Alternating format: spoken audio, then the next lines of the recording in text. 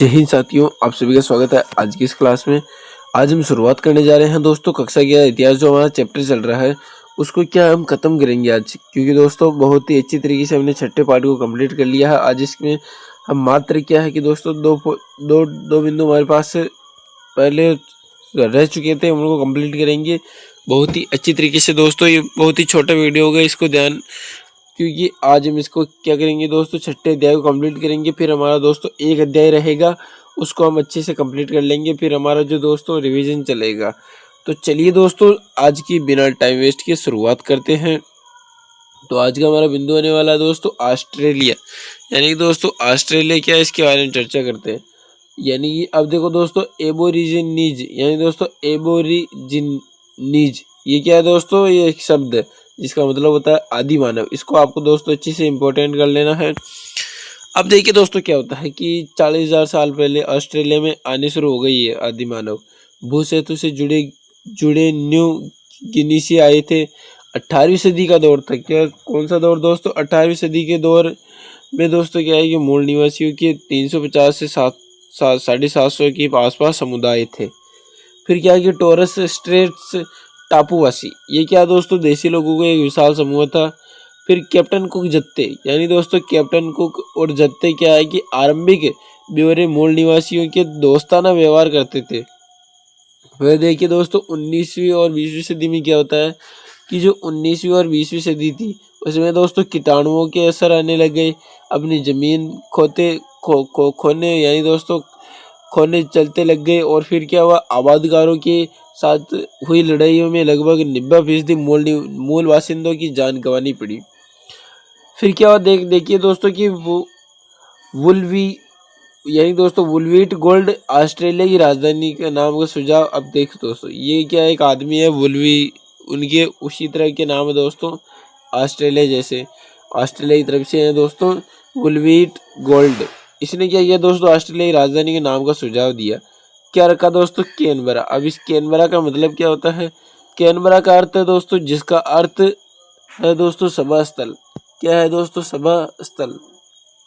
अब देखिए दोस्तों क्या है कि गहरी रंगत वाले गैर गोरे को बाहर रखने की नीति। ये क्या दोस्तों एक नीति थी। गहरी रंगत वाले का मतलब है कि ये एक नीति थी, जिसका मतलब है कि गैर गोरे लोगों को बाहर रखने की एक नीति थी।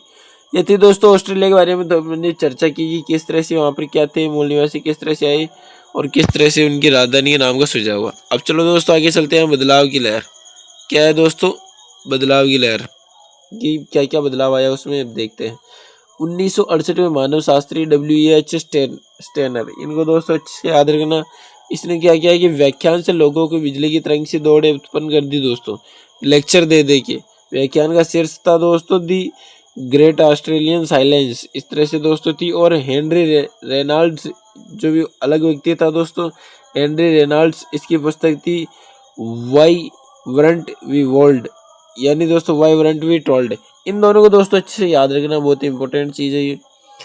फिर देखिए दोस्तों 1974 में बहुसंस्कृतिवादी ऑस्ट्रेलिया की राजकीय नीति थी ये संस्कृति। अब क्या दोस्तों संस्कृति देखिए वहाँ की यूरोप एशिया के आप्रवासियों की भांति संस्कृति को समान आदर करना।